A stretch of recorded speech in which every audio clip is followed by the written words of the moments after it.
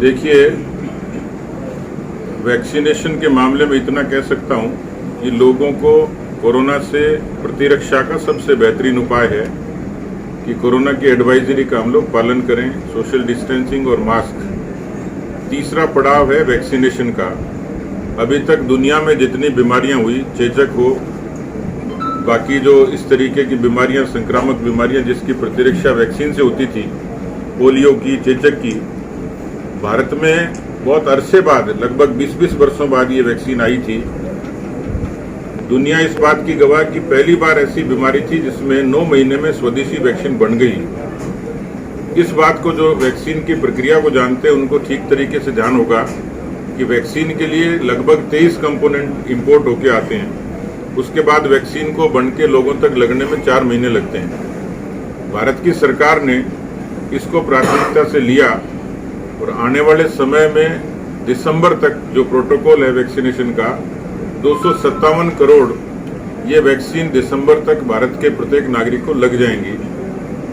जो राज्य सरकारों की कमी रही इसमें, आपको ध्यान होगा कि वैक्सीन के बारे में लोगों ने मजाक उड़ाया।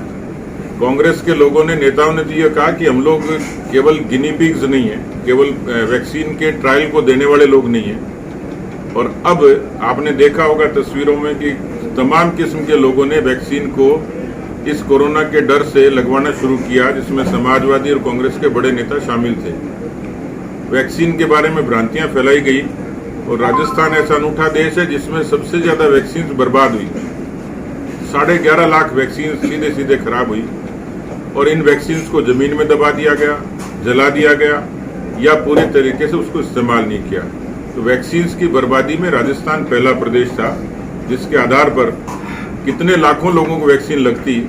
और इस वैक्सीन के ड्राइव में यदि उदासीनता बरती तो राजस्थान की सरकार थी। और सीधे सीधे इसमें एक बात समझ में आती है कि राजस्थान की सरकार को राजस्थान की जनता से कोई सरोकार नहीं था। यदि ऑक्सीजन का डिस्ट्रीब्यूशन ठीक करते, इंजेक्शन का ठीक करते, वैक्सीन का ठीक करते तो शायद ये क्राइसिस नहीं होता। सरकार की नीयत में खोट था ताकि ऐसा काम करें, क्योंकि कांग्रेस का जो टूल किट है वो भी ये बयान कर रहा है कि इस तरीके का काम करो जिससे जनता को तकलीफ हो और मोदी जी को और बीजेपी को बदनाम करो। लेकिन अब क्योंकि शीशे की तरह सब चीजें साफ हो गई हैं और कांग्रेस खुद अपराधी की भूमिका में खड़ी है, नित्य प्रति जिस तरीके के मामले आ रहे हैं, आपने दिल्ली में केजरीवाल की सरकार के और एक समिति के वहाँ आंकड़े देखे होंगे जिसमें दिल्ली को 700 मैट्रिक टन की डिमांड बताई गई और खपत केवल 400 मैट्रिक टन की थी। इसका मतलब 300 मैट्रिक टन बर्बाद करने के लिए उस सरकार ने किस तरीके से जनता को मौत के मुंह में धकेल दिया, दूसरे राज्यों का हक मारा।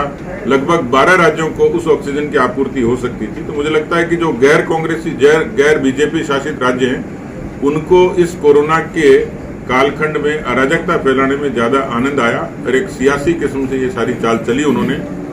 लेकिन अब धीरे धीरे अलग अलग फाइंडिंग्स में, जांचों में चीजें सामने आने लगी।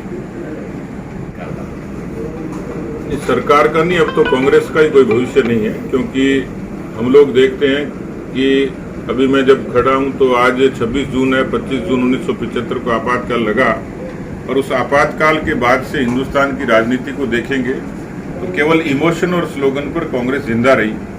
ये पहला अरसा है कि 2014 के बाद कांग्रेस कश्मीर से कन्याकुमारी तक सिमटती चली गई और धीरे धीरे जुम्मा 2.5 प्रदेशों में कांग्रेस की सरकार थी।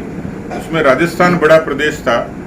ये कहा जाता है कि राजस्थान की कमाई से सोनिया गांधी की रसोई चलती है, लेकिन ये इस बात को साबित करती है कि इस सरकार के आने के बाद जिस तरीके का भ्रष्टाचार हुआ, अराजकता हुई, वो राजस्थान के लोगों ने बहुत तकलीफ के साथ झेली है।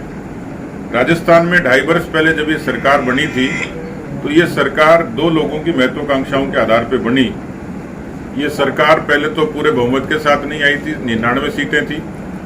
ये सरकार 6 बीएसपी के लोगों को इलीगल तरीके से मर्ज कर बची, 13 निर्दलियों के समर्थन से बची।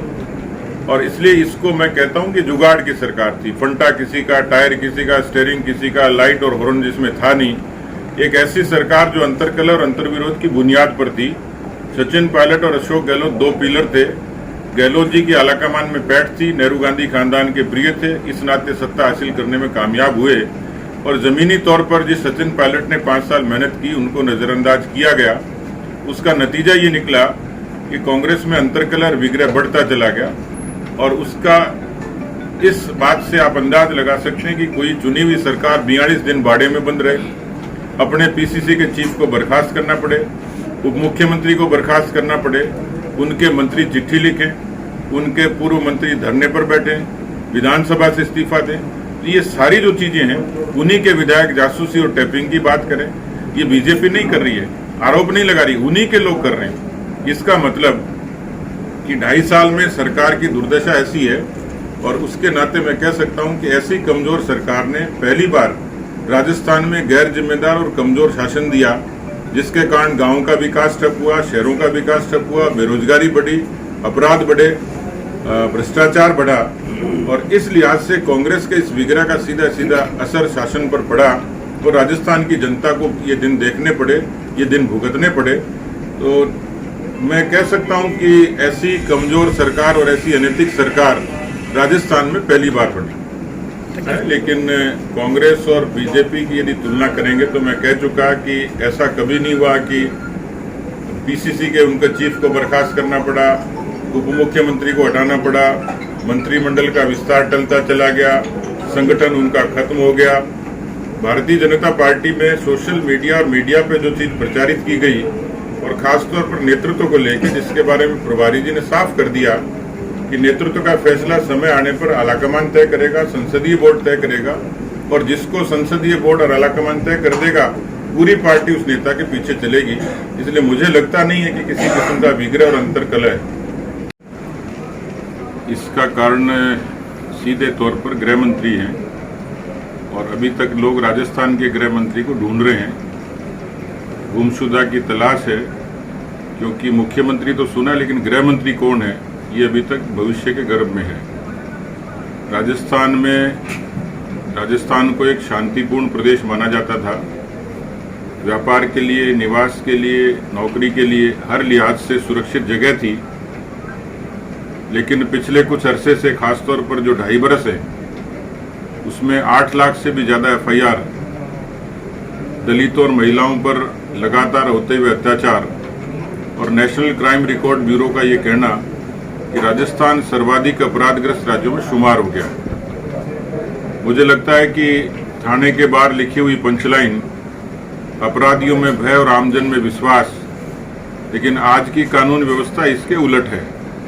अपराधियों में तो भरोसा है और आमजन में डर है। ये राजस्थान सरकार की उस जन घोषणा पत्र के सुरक्षा के दावों की पोल खोलती है। इसलिए राजस्थान इस समय किसी भी लिहाज से सुरक्षित नहीं है। अबला न एम्बुलेंस में सुरक्षित है, न अस्पताल में, न स्कूल में, न जमीन पे, न आकाश पे। चारों तरफ जिस तरीके से लगातार बलात्कार और गैंगरेप की घटनाएं हुई हैं, खासतौर पर जनवरी से लेकर मई के महीने में 3000 के लगभग अपहरण, बलात्कार और डकैती की इस तरीके की घटनाएं जो सीधे सीधे राजस्थान की सरकार के इकबाल खत्म होने की कहानी को बयान करते हैं। तो मुझे लगता है कि जब इस तरीके की स्थिति बनती है, वो तब बनती है कि जब सरकार का मुखिया अपनी कुर्सी बचाने के पे ध्यान ज़्यादा दे और लोगों की सुरक्षा पे जिसका ध्यान कम हो।